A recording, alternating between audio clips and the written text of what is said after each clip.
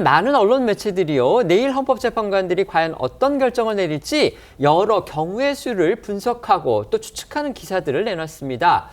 헌재가 선고일을 발표하기 직전만 해도요, 이 정치권을 중심으로 해서 재판관들 사이에 5대3 교착설이 확산하던 그런 상황이었습니다. 그러니까 기각 또는 각하 의견이 3명인 거 아니냐, 그래서 결과적으로 대통령의 파면이 인용되지 않는 거 아니냐, 이런 의견이 적지 않았습니다. 하지만 오늘 많은 언론들이 이제 그 5대3 추측은 오히려 가장 현실성이 떨어진다, 또 이렇게 분석을 했습니다.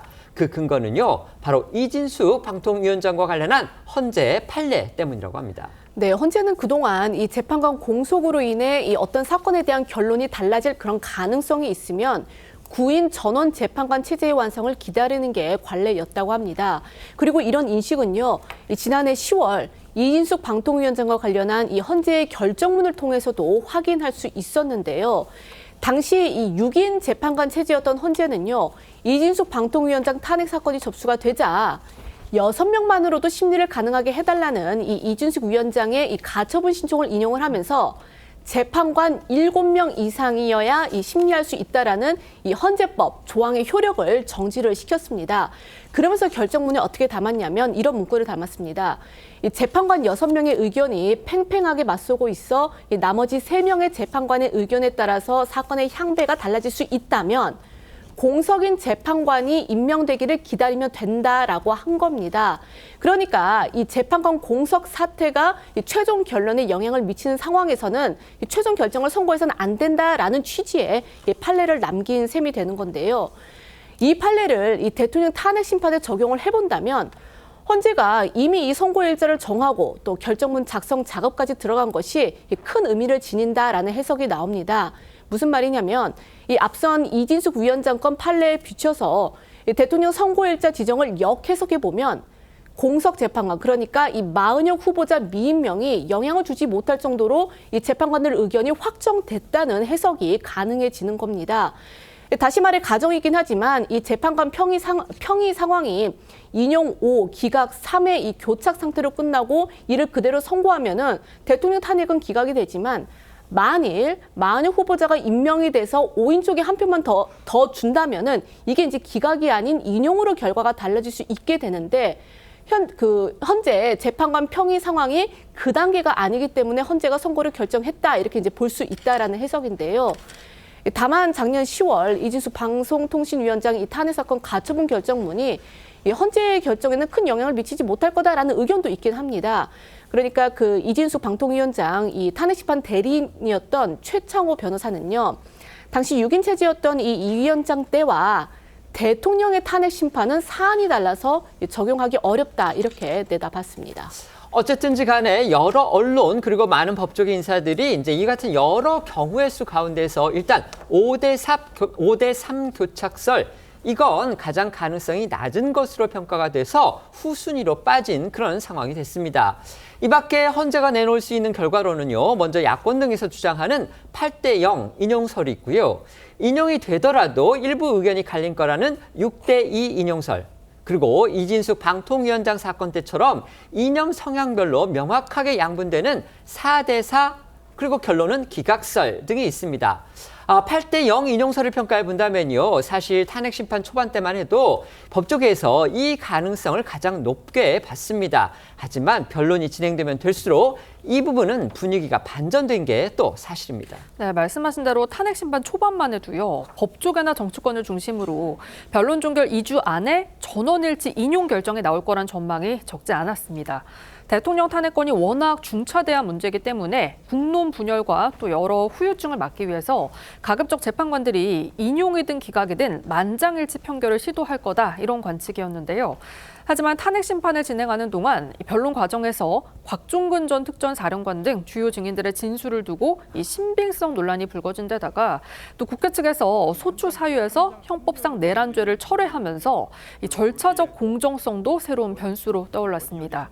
여기에 당초 2주 안에 선고가 날 거란 전망과는 달리 현재 숙고가 길어지면서 각종 추측이 난무했고요. 그 사이 여론 또한 이 탄핵 찬성과 반대로 갈라져서 갈등 수위가 높아진 상황인데요.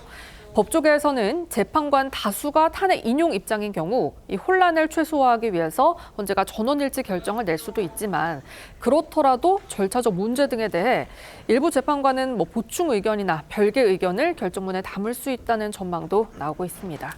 8대0 판결도 현실적으로 어렵게 됐다면 다음으로 가정할 수 있는 건요. 인용 의견이 6명 이상이거나 아니면 인용과 기각 각하가 4대4로 양분되는 등 이 대통령 탄핵 사건에서도 재판관들 사이에 이견이 여과 없이 노출되는 결과입니다.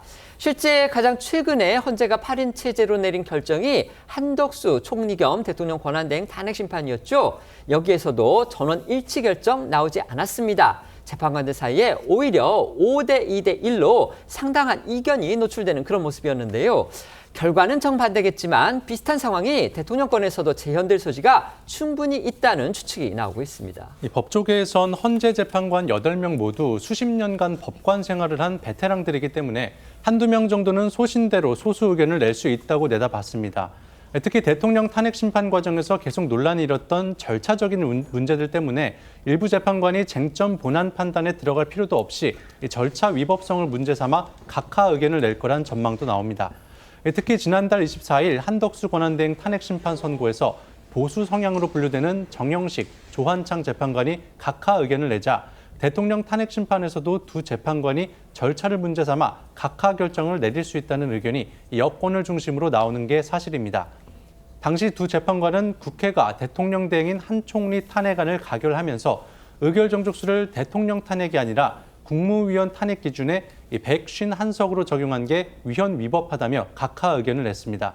한 총리 탄핵 심판 당시 조한창 재판관 발언 들어보시죠. 대통령 권한대행에 대한 탄핵소추 의결 정족수는 헌법 제65조 제2항 단서를 적용하여 국회 제적의원 3분의 2 이상이 찬성이 되어야 한다고 생각합니다. 권한대행자의 지위는 대통령에 준하는 지위에 있다고 보아야 하므로 대통령 권한대행자에 대한 탄핵소추의 요건은 대통령의 경우와 동일하게 보는 것이 타당합니다. 다음은 이념 성향별로 재판관 8명의 의견이 반반으로 나뉘는 경우입니다. 이는 이제 기각이나 각하로 결론이 나는 걸 의미를 하는데요. 지난 1월 이진숙 방통위원장 탄핵 사건 상황이 되풀이되는 그런 셈입니다. 네, 말씀하신 대로 지난 1월 있었던 이 이진숙 위원장 탄핵 심판은 이 재판관들의 이념적 성향이 가장 뚜렷하게 나타난 재판이었다라는 평가가 나오고 있죠.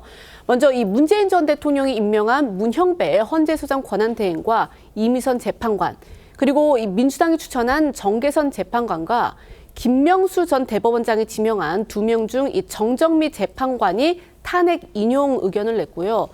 윤 대통령이 지목한 정영식 재판관과 이 여당이 추천한 조한창 재판관, 그리고 이 조희대 대법원장 추천의 김복형 재판관과 또 이 김명수 전 대법원장의 또 다른 지명자인 김형두 재판관은 기각 의견을 냈습니다. 이전까지만 해도 중도 보수로 분류가 됐던 정정미, 김형두 재판관이 각각 진보와 보수 성향으로 갈라지면서 4대4로 팽팽하게 나뉜 건데요. 이진숙 방통위원장 탄핵 심판 당시 정정미, 김형두 두 재판관의 의견 들어보시겠습니다. 방통위가 방통위법 규정과 입법 취지에 정면으로 반하는 상태로 운영되는 것을 용인하는 결과를 초래할 위험성이 있습니다. 파면을 정당화할 정도로 중대한 법 위반에 해당한다고 파면 결정을 정당화할 정도로 중대한 헌법이나 법률 위반의 사유가 존재한다고 보기 어렵습니다. 제적의원 2명만으로 개최되는 회의에는 다수결의 원리가 작동되지 않는다고 단정할 수 없습니다. 오늘 조선일보는요, 이 평결 순서가 결과를 예측할 키가 될 수도 있다. 이런 또 법조계 분석을 보도하기도 했는데요. 그 내용도 소개해 주시죠. 네, 관행상 평결 때는 주심 재판관을 시작으로 최근 임명된 순서대로 이 개별 입장을 밝히는데요. 이번 사건 주심인 정영식 재판관부터 정계선, 조한창, 김복형, 정정미, 김영두, 이미선 재판관에 이어서 마지막으로 문형배 헌재소장 권한대행이 되는 거죠. 이대로라면 보수 성향으로 분류된 정영식, 조한창 한창 김복형 재판관이 이 기각이나 각하 의견을 먼저 냈을 경우 이미 인용이 어려워진 상황이기 때문에 법조계선 나중에 입장을 밝히는 재판관 가운데 어느 한 명이 기각 쪽으로 선회했을 가능성도 있다. 이런 의견도 나오고 있다고 합니다. 다만 4대 4가 나오더라도 결국 인용 의견에 변하지 않는 상수는 이진숙 방통위원장 사건 때 인용 의견을 냈던 이 진보 성향의 재판관 4명이 될 거라는 게 법조계 안팎의 중론입니다.